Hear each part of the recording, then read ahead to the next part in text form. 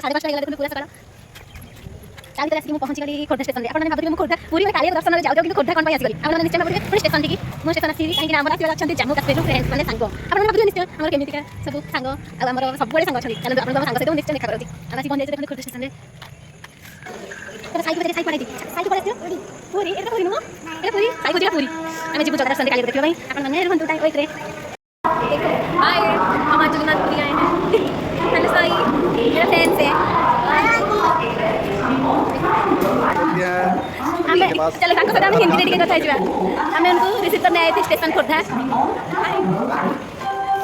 चलो हो गया। अरे ये तो देखो हां बेबी डॉल है।